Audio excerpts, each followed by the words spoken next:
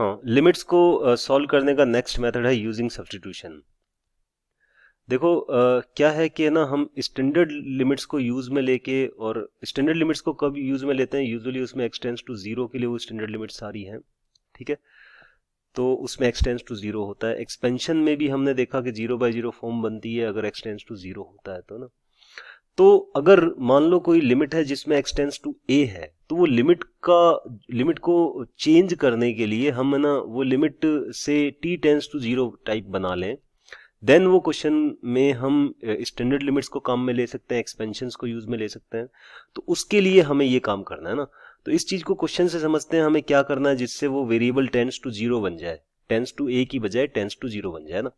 तो जैसे एक क्वेश्चन है, उस क्वेश्चन से इस चीज को समझते हैं। जैसे मान लो ये क्वेश्चन है, limit x tends to π/4 1 - 10x upon 1 - √2 sin x।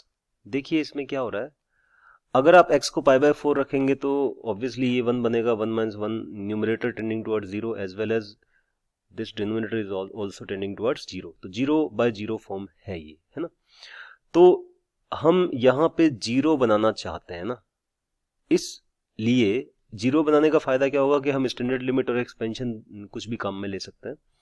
तो हमें करना क्या है, इसमें सब्स्टिट्यूशन करना है एक। हमें ये काम करना है, हमें x को रखना है π/4 माइनस टी, π/4 प्लस टी या माइनस टी, जो भी आप माने। देखो ये क्लियर है कि t क्या है, यानी t बना कितना, t बना x - π/4। तो अब यहाँ पे ये क्लियर है कि अगर x को π/4 की तरफ ले जाया जाए तो t कहाँ जा रहा है, x अगर π/4 की तरफ जा रहा है तो t जो है आपका वो जा रहा है 0 की तरफ, है ना। x अगर π/4 की तरफ जा रहा है तो t 0 की तरफ जा रहा है। तो अल्टीमेटली ये जो लिमिट की वैल्यू है, इस लिमिट की वैल्यू को अगर l कह दिया जाए, ठीक है, तो l की जो वैल्यू है वो क्या बन जाएगी, देखिए l will become limit t tends to 0, t approaching to 0, and x की जगह क्या लिखना है, π/2 प्लस टी, π/4 प्लस टी, जहां जहां x है वहां π/4 प्लस टी लिखना है। तो ये हमने कर दिया, ठीक है।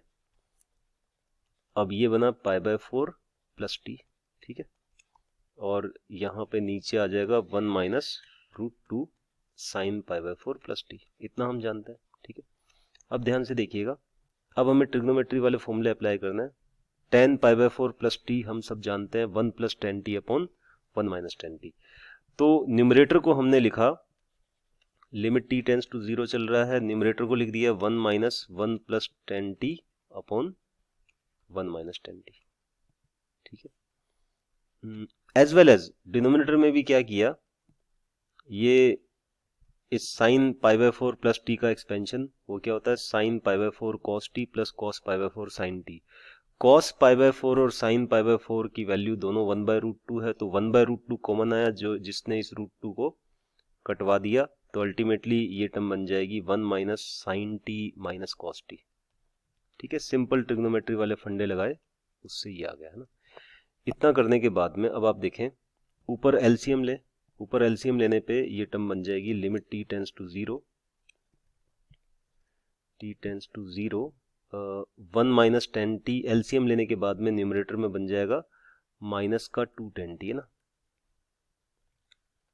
और नीचे बनेगा यही जो चल रहा है 1 - sin t, 1 - sin t minus cos t, ठीक है। अब देखिए एक तरीका तो ये है कि ना sin t और cos t का एक्सपेंशन लगा दिया जाए ना, ये कर सकते हैं। दूसरा तरीका ये है कि यहाँ पे हाफ एंगल में चीज़ें कन्वर्ट कर ली जाए ना, हाफ एंगल में कन्वर्ट कर लेंगे तो ज़्यादा इजी लग रहा है, स्टैंडर्ड लिमिट काम आ जाएगी। और टर्म्स अगर सम या डिफरेंस में है तो साइन को नहीं खाना है, अगर ये टर्म्स प्रोडक्ट में कन्वर्ट हो जाए प्योर, देन हम साइन को कैंसिल कर सकते हैं। आई मीन टू से साइन टी है तो उसको टी लिख सकते हैं ना, ये बातें हम पहले डिस्कस कर चुके हैं। तो अभी देखो क्या है कि एक तरीका तो एक्सपेंशन वाला है, एक्सपेंशन अगर हमें याद है तो हम क्या करेंगे, क्या करेंगे, लिमिट t टेंड्स टू 0 यहाँ चल रहा है, ठीक है, ये -2, और tan t को लिख दिया जाए, tan t का एक्सपेंशन हम जानते हैं t + t³ / 3 + 2/15 t5 and so on, हम सब जानते हैं ना ये, ठीक है। उसके बाद में नीचे अगर देखें तो 1 माइनस साइन टी का एक्सपेंशन क्या था, साइन टी में आती हैं ओनली ऑड पावर्स, इस टाइप का एक्सपेंशन साइन टी का है, हम सब जानते हैं, ठीक है। फिर आपने देखा था कॉस टी का एक्सपेंशन में आती है even powers 1 minus T square by 2 factorial and so on, ठीक है। इस तरीके से हमने किया ये, ठीक है। अब देखिए यहाँ पे ये जो माइनस साइन अंदर जाएगा तो ये 1 से 1 तो कट जाएगा, है ना।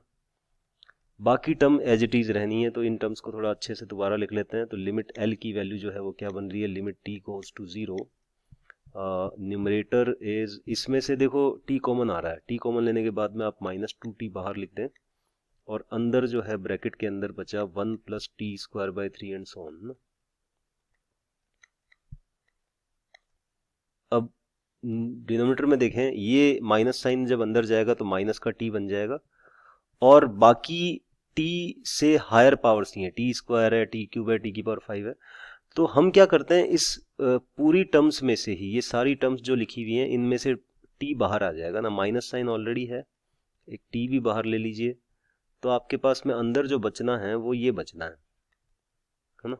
इस टाइप की टर्म कोई बचनी है, यहाँ से ये बच रहा है और यहाँ से भी, अगर ये 1 तो कट चुका था, ये 1 तो बाहर वाला तो कट चुका है, ये अंदर जाएगा तो प्लस हो जाएगा, प्लस होने के बाद में हमने माइनस वाला कॉमन लिया है तो माइनस में ही बचेगा वो माइनस में जो बचेगा वो क्या होगा, वो t बाई 2 फैक्टोरियल टाइप ही होगा, मतलब कुल मिला के पावर्स ऑफ t है ना, कुछ कह दें कि पावर्स ऑफ t बच रही है ना, ठीक है।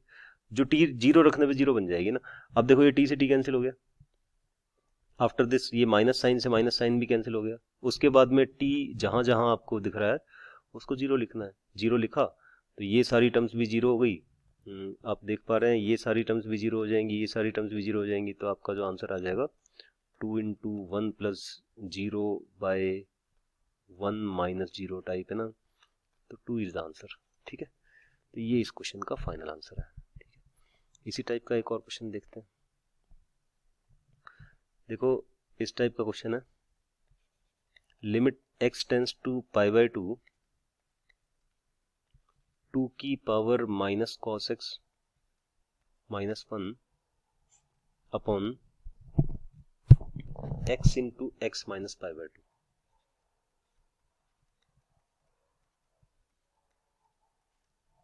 ठीक है। अब अगेन देखो यहाँ पे इसको 0 करना है ना, ताकि स्टैंडर्ड लिमिट काम में आ सके। तो देखो अगर हम देख पा रहे हैं कि अगर x tends to pi bye 2 है तो x को अगर पाई बाय 2 प्लस h टाइप लिख दिया जाएगा ना, let x is equal to pi bye 2 plus h लिख लो या t लिख लो, जो आपको मन करे, t लिख लेते हैं चलो फिर से। तो ऑब्वियसली x अगर पाई बाय 2 की तरफ जाएगा, क्योंकि t तो क्या बन गया, x माइनस पाई बाय 2 बन चुका, सॉरी t, यहाँ पे t लिखना है, तो t की वैल्यू है x माइनस पाई बाय 2, तो t की वैल्यू अगर x माइनस पाई बाय 2 है और अब आप देख पा रहे हैं x अगर पाई बाय 2 की तरफ ले जाएंगे तो t कहाँ जाएगा, तो t जाएगा 0 की तरफ, है ना। तो आपकी जो लिमिट है वो बन जाएगी कुछ इस टाइप की बन जाएगी। तो लिमिट को दोबारा लिख रहे हैं, limit t tends to 0 and जहां जहां x है वहां लिखना है पाई बाय 2 प्लस t, ठीक है। तो माइनस कॉस था, यहाँ पे कॉस के अंदर आएगा पाई बाय 2 प्लस टी, ठीक है।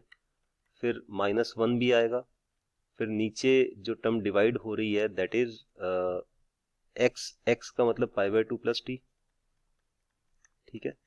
और पाई बाय 2 प्लस टी अगर यहाँ पे लिखा जाएगा तो पाई बाय 2 से पाई बाय 2 कट जाएगा तो सिंपल t बन जाएगा, तो मैं डायरेक्ट t लिख रहा हूँ ना, इसके साथ में t आएगा, क्योंकि pi by 2 plus T minus pi bye 2 करेंगे तो पाई बाय 2 से पाई बाय 2 कैंसिल हो गया। तो ओवरऑल अब आप देखिए ये टर्म बन गई है इस टाइप की। देखो ये टर्म जो है वो 0 बाय 0 में पार्टिसिपेट नहीं कर रही है, तो इसको सेपरेट ही कर लेते हैं ना, ये इसको अलग लिख देते हैं, यहाँ पे लिमिट अलग से लगा देते हैं, ठीक है। या t की वैल्यू 0 लिख के और उसको बाहर फेंक दें, क्योंकि ये 0 बनाने में पार्टिसिपेट नहीं कर रही है, मैंने पहले भी डिस्कस किया था कि जो टर्म 0 बनाने में पार्टिसिपेट ना करे उसको बाहर फेंक दें, ठीक है। उसकी वैल्यू कैलकुलेट करके, रैशनलाइजेशन में हमने एक जगह किया था, उसकी वैल्यू कैलकुलेट करके उसको बाहर कर दें ना। तो अल्टीमेटली ये स्टेप ऐसे लिखने की रिक्वायरमेंट नहीं थी, सीधा हम 2 बाय पाई लिख सकते हैं, क्योंकि t को 0 लिखेंगे तो ये 2 बाय पाई बनेगा। अब देखो ये अपने पास में बचा हम जानते हैं कि cos pi by 2 plus T that is second quadrant में क्या आएगा, ये cos के अंदर वाला एंगल सेकंड क्वाड्रेंट में है, तो ये माइनस का साइन टी बनेगा, तो ये ऐसा बन चुका। ठीक है, अब आप देखें कि यहाँ पे ये टी बना। अब ये एक स्टैंडर्ड लिमिट है, क्यों भी, क्योंकि यहाँ पे देखो आप है ना, इस टर्म में क्या करो, साइन टी डिवाइड करो, साइन टी मल्टीप्लाई कर दो ना। अब आप देख पा रहे हैं कि t टेंस टू जीरो के लिए ये वाली वैल्यू टेंडिंग टुवर्ड जीरो है, और ये सेम यहाँ पड़ा है, तो एक इंडिविजुअली ये एक लिमिट बन गई जो स्टैंडर्ड लिमिट है, दैट इज ln2, एंड ये भी स्टैंडर्ड लिमिट है जो है 1। ठीक है, तो इसको पर्टिकुलरली अगर सही तरीके से लिखें तो ये इस तरीके से आएगा, t को जीरो यहाँ तो रखना क्लियर है क्योंकि इंडिटरमिनेट फॉर्म नहीं है, तो ये 2/पाई बन गया। उसके बाद में दो लिमिट आपको दिख रही हैं, एक तो ये वाली लिमिट दिख रही है अलग से, इतनी लिमिट। ठीक है, a की power fx minus 1 by fx है ना, ये हमने पढ़ा था, a की power fx minus 1 by fx। अगर fx टेंडिंग टुवर्ड जीरो है, मान लो x टेंस टू समथिंग है, x टेंस टू k है, पर उसके रीजन से मान लो fx टेंस टू जीरो है, तो उस टाइम पे ये स्टैंडर्ड लिमिट है, it is equal to log a base e ना, तो log a बेस e इसका आंसर आता है। तो अल्टीमेटली ये जो आंसर है इसका आ गया ln2। ठीक है, ये 2/पाई और यहाँ एक लिमिट तो आ गई ln2, और ये t बाय साइन टी हम सब जानते हैं ये 1 होता है, तो आपका फाइनल आंसर आ गया 2ln2/पाई, या फिर आप ऐसे भी लिख सकते हैं ln4 पूरे में डिवाइड हो रहा है पाई, ये आंसर है। ठीक है, तो इस टाइप से इस क्वेश्चन को सॉल्व किया जा सकता है। ठीक है, तो कोई भी क्वेश्चन है जिसमें x tends to a type term है, उसको जीरो में कन्वर्ट करने के लिए क्या करेंगे, x की जगह a प्लस टी लिखेंगे और उससे वो इजीली सॉल्व हो जाएगा। ठीक है, और क्वेश्चन देखते हैं इस टाइप के।